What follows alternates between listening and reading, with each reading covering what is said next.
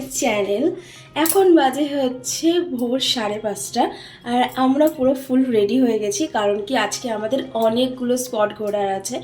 মানে কালকেই দেখেছো যে আমরা ট্যুর অ্যান্ড ট্রাভেলে গিয়ে সব কিছু ঠিক করে নিয়েছিলাম যে আজকে আমরা কোথায় কোথায় যাব। তো সেই 10টা প্লেসে আজকে আমরা যাচ্ছি।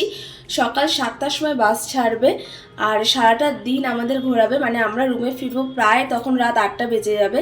তো আজকে অনেকগুলো জায়গায় ঘুরবো আর তোমাদের সাথেও শেয়ার করবো যে কোন কোন জায়গায় যাচ্ছি, সব কিছু বৃত্তান্ত, কত টাকার টিকিট লাগছে, কত কেমন কি খরচা পড়ছে। আর এত ভোরে সকালবেলা এখানে স্নান করছি না, জাস্ট অসহ্য ঠান্ডা আর বিচের ধারে কত লোক। আমি সকালবেলা ব্যালকনিতে গেছি, প্রচুর লোক, মানে তখন বাজে 4টে, তখন বাজে 3:30 4টে, মানে এত লোক তখনও বিচের ধারে। আমি ভেবেছিলাম পুরো ফাঁকাই হবে, কিন্তু কত লোক, দাঁড়াও তোমাদেরকে একবার দেখাই।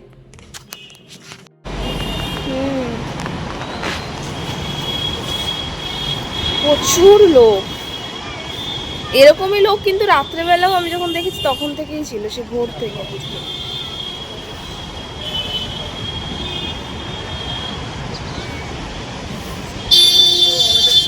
রুম থেকে বেরিয়ে পড়েছি আর আমাদের এখন এখান থেকে অটো ধরে যেতে হবে হচ্ছে আরবান হাটে। আছি এখন আরবান হাটে, আর এখানে এই যে আমাদের গাইড দাঁড়িয়ে আছে। কালকে যে আমাদেরকে স্লিপটা দেওয়া হয়েছিল, সে আমরা টোটো থেকে নামলাম, তারপরে ওনারা দাঁড়িয়েছিল, স্লিপটা দেখালাম। এখন নিয়ে যাচ্ছে আমাদের বাসের কাছে। বাসে উঠে গেছি আর বসেও পড়েছি, কারণ কি সিট তো আমাদের আগের থেকে বুক করাই ছিল। আর দেখো কথা বলতে বলতে কিন্তু বাস ছেড়েও দিয়েছে। আর এখন প্রথমেই আমরা যাব কোথায় সেটা তোমরা একটু পরে দেখতেই পাবে। আর জানো তো আমরা যেটা গেছিলাম, মানে যে বাসে করে, সেটা হচ্ছে বাসের নাম ছিল গোপীনাথ। আর আমাদের বাসে খুব ভালো একজন গাইড ছিলেন, যিনি আমাদের ভীষণ ভালোভাবে গাইড করেছেন সারাটা দিন, সেটা তোমরা দেখলেই বুঝতে পারবে ব্লগটা। তো উনি আমাদেরকে সেদিনকারের জন্য বানিয়ে দিয়েছিল গোপীনাথ পরিবার, মানে যেখানেই যাচ্ছিলো গোপীনাথ পরিবার বললেই আমরা সবাই এক জায়গাতে হয়ে যাচ্ছিলাম। তো আমার সাথে সাথে তোমরাও এই জার্নিটাকে এনজয় করো। रास्ते में पहाड़ के ऊपर छोटा सा मंदिर है। 6 साल पहले फनी सेटिंग के समय 2 बार बड़ी गाड़ी धक्का लगने के कारण बहुत सारे लोग मारा गए थे। झमेला होने के बाद पहाड़ के ऊपर गाड़ी नहीं जाती है, पहाड़ के नीचे गाड़ी चलेगी।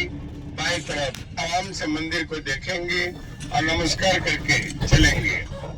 तो स्वागत करने के लिए आपके बाएं दाएं एक नदी आ रही है, उड़ीसा का सबसे बड़ा नदी महानदी।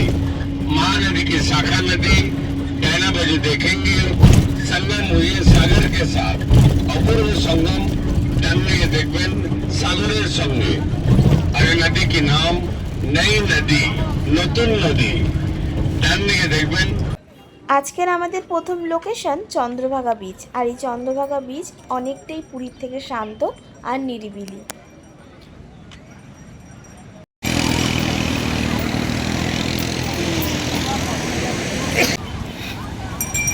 যাও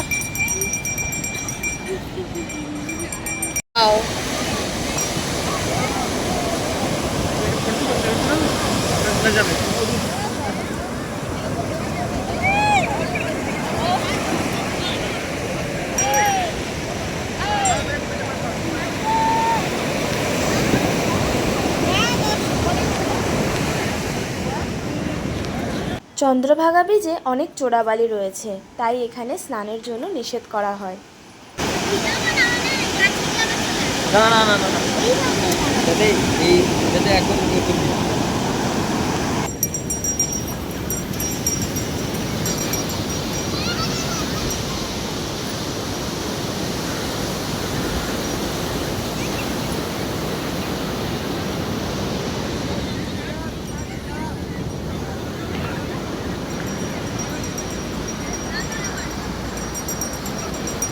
চন্দ্রভাগা বিচের কাছে কিন্তু অনেক এরকম দোকান রয়েছে, যেখান থেকে তোমরা টুকিটাকি কেনাকাটা করতে পারবে। আর এরপরেই বাস চলে গেছিলো আমাদের রেস্টুরেন্টের কাছে, মানে যেখানে আজকে আমরা লাঞ্চ করব। সকাল 9টা থেকে 9:30টার মধ্যে আমাদের লাঞ্চ করে নিতে হবে, কারণ কি এরপরে নাকি আমরা কোথাও লাঞ্চ করার জন্য সেরকম ভালো জায়গা পাবো না। তো এখানে আমাদের বাস দাঁড়িয়ে আছে আর এখানে এখন আমরা লাঞ্চ করে নেব। এখন লাঞ্চ করব না, ফার্স্টে আমাদেরকে অর্ডার দিয়ে যেতে হয়েছে যে আমরা কোন থালি নিতে যাই। দেখো আমরা হচ্ছে এটা গোপীনাথ পরিবার, তো আমরা অর্ডার দিয়ে যাচ্ছি এখন কোনারকের উদ্দেশ্যে কোনারক মন্দির থেকে ঘুরে এলে খাবার রেডি থাকবে, দেন আমরা লাঞ্চ করে এখান থেকে আবার বেরোবো।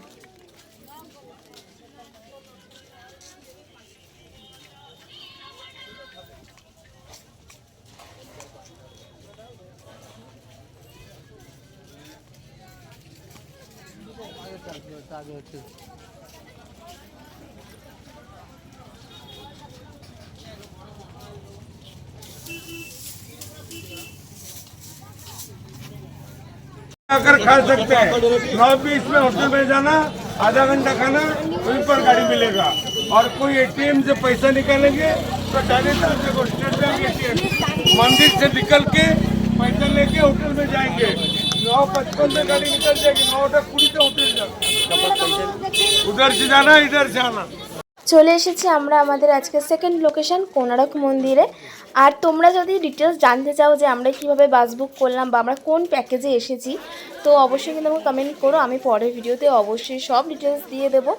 আর এখানে কোনারক মন্দিরে কিন্তু আমাদের যে গাইড এসেছিল উনি ভেতরে যাননি, ভেতরে আমাদের একজন গাইড ছিলেন যিনি কোনারক মন্দিরটা ভীষণ ভালোভাবে বুঝিয়েছেন যে কোথায় কি বৃত্তান্ত। তো সেই সবটা তোমরা যা শোনো, ভীষণ ভালো লাগবে তোমাদের। आप लोग उड़ीसा के अंदर में जितना मंदिर देखा है, हर मंदिर का मुख्य द्वार होता है सिंह द्वार।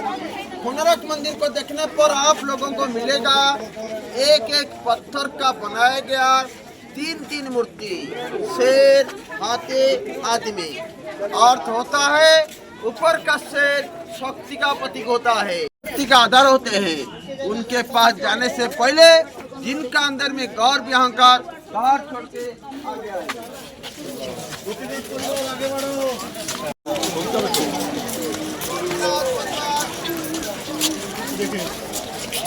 रहेगा, मैं आपको उधर पहुंचाने के बाद आप फोटो खींचोगे, ऊपर उठ सकते हो। देखिए गोपीनाथ परिवार सूर्य मंदिर कोणार्क का पहला भाग नृत्य मंडप, आगे ऊंचा वाला प्रार्थना हॉल और पीछे मुख्य मंदिर था जो आज गिर चुका है। 1250 यानी 770 साल पुराना मंदिर है।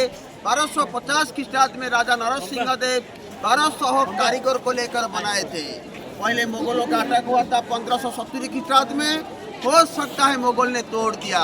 दूसरा कारण बहुत बड़ा चुंबक था जिसको पोर्तुगीज ने हटाया तो मंदिर गिरा।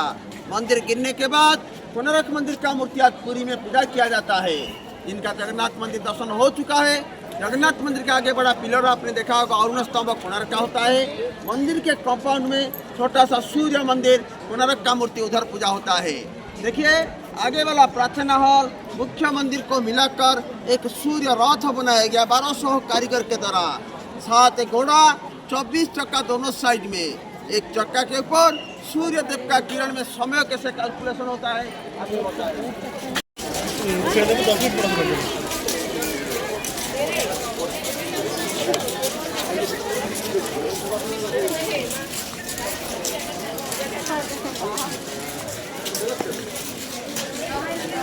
ये दक्षिण का द्वार, थोड़ा पीछे देखिए एक घोड़ा रखा गया, अश्व द्वार या घोड़ा का द्वार। और ये था मुख्य मंदिर या गर्भगृह जो आज गिर चुका है। सूर्य देव का 770 साल पुराना मूर्ति देखिए ऊपर में, नीले कलर पत्थर से बनाया गया 3 मूर्ति मिलता है, प्रभात, मध्याह्न, अस्ता, ब्रह्मा, महेश्वर, विष्णु। ये पहला मूर्ति प्रभात समय का सूर्य देव। ये देखिए ये हो गया 10 रुपया नोट। 10 रुपया का नोट का पीछे क्या है, क्या कोणार्क मंदिर का 1 टका का। सामने वाला पैसा 10 का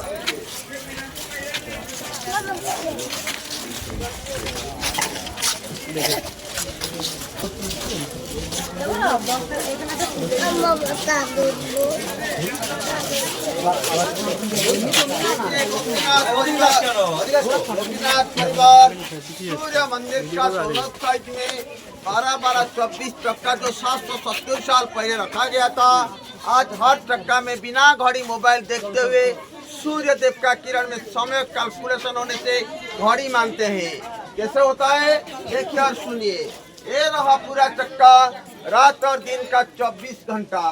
अंदर देखिए 1 2 3 4 5 6 7 8। कारीगर ने 8 स्पोक रखा है क्योंकि रात और दिन में 8 प्रहर होता है। अष्टप्रहर 8 स्पोक, एक से दूसरा स्पोक होता है 3 घंटा का व्यवधान, बीच में छोटा वाला 1.5 घंटा, और मेरा फिंगर का छाया जो गोली को टच करता है बीच वाला गोली को 3-3 मिनट होता है। हमको क्या मिला? 24 घंटा, 3 घंटा, 1.5 घंटा, 3 मिनट। समय कैसे कैलकुलेशन करना पड़ता है। ये रहा पूर्व दिक, सुबह सूर्य आने के बाद किरण गिरेगा इधर, छाया पहुंचेगा उधर सकाल 6टा। उसके बाद सूर्य के ऊपर आने से छाया बीच में पहुंचेगा 7:30, 9, 10:30, 12, 1:30, 3, 4:30, संध्या 6। ये उल्टा घूमता है क्योंकि सूर्य देव से आने से घड़ी उल्टा घूमता है। अभी देखिए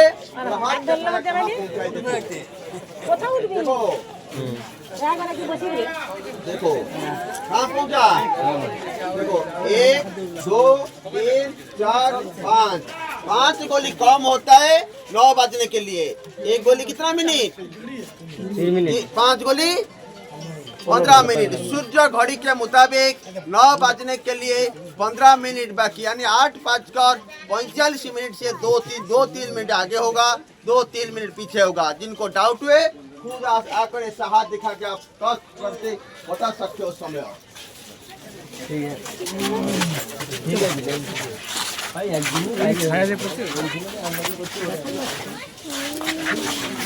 मूर्ति जो नारी अपने माथा में सिंदूर तिलक टीका लगाती है, लगाने का सही जानकारी बताती है। आजकल का जमाने का कुछ नारी आईना सामने पकड़ते हैं, सामने खड़े होने के बाद इससे सिंदूर तिलक टीका लगाते हैं। ऐसे लगाने से हाथ आईना के आगे आने से मुख के आगे अंधेरा छाया आ जाती है। छाया काला आने से सुबह जो काम करना है रुकावट होता है, दिन भर अशुभ होता है, पति पत्नी का संपर्क खराब हो सकता है। मूर्ति बताती है सिंदूर तिलक टीका लगाने का सही तरीका ऐसे होना चाहिए, ऐसे नहीं। ध्यान से देखिए।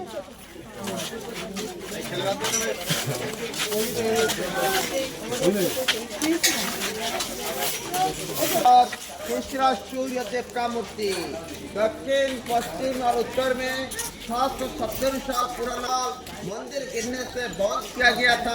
गोपीनाथ परिवार आइए, गोपीनाथ परिवार देखिए, ये रहा मुख्य द्वार जो बंद किया गया, और ये पीछे देखिए जो लोग बाहर जाते हैं ये एग्जिस्ट का रास्ता। गोपीनाथ परिवार आप लोगों के पास 20 मिनट का और समय मंदिर के अंदर में घूमने के लिए। जिनको ऊपर उठना है ऊपर उठिए, फोटो खींचिए। कोई अंदर जो रेलिंग के अंदर नहीं जाएगा। फोटोग्राफर भाई आपके साथ देखिए, ये मंदिर का आर्कोलॉजिकल फोटोग्राफर, जिनको फोटो लेना है इधर खींचिए, 5 मिनट में फोटो मिलेगा, बाद में पैसा देना। मंदिर का फोटोग्राफर जिनको लेना है एक एक यादगार फोटो लीजिए। আমাদের কোনারক মন্দির ঘোরা হয়ে গেছে, এখন যাব হচ্ছে আমরা খেতে। কারণ কি এরপরে নাকি রাস্তায় কোথাও লাঞ্চ পাবো না, তাই জন্য আমাদেরকে 9:30টার মধ্যেই লাঞ্চ করে নিতে হবে, তারপর টুকটাক এমনি স্ন্যাক্স পেতে পারি, তারপরে যাবো বাকি স্পটগুলোতে। এখন যাব আমরা খেতে। যাওয়ার সময় এই পাটের দড়ি দিয়ে বানানো বিভিন্ন জিনিস এগুলো খুব চোখে পড়েছিল, তাই আসার সময় ভাবলাম এগুলো একটা কেনা যাক। আর জানো তো এগুলো ভীষণ সরু পাট দড়ি নাকি এগুলো আমি জানি না, সরু সরু দড়ি দিয়ে এরকম বানানো, মানে অসম্ভব সুন্দর। আর আমি এই হরিণটা নিয়ে নিয়েছি আবার জন্য, আর এরপরেই চলে গেছিলাম খেতে। তো ওখানে গিয়ে দেখি সবার সব লাঞ্চ রেডি, যারা যেটা অর্ডার করেছিল। তো লাঞ্চ করে আমরা রওনা দিলাম আজকে ভুবনেশ্বরের পথে। তো এরপরের আমাদের লোকেশন ভুবনেশ্বরে অনেক কিছু দেখার আছে, সেখানে গিয়ে সবটা দেখবো আর তোমাদের সাথে শেয়ার করবো পরের ব্লগে। দেখা হবে নেক্সট ব্লগে, টাটা।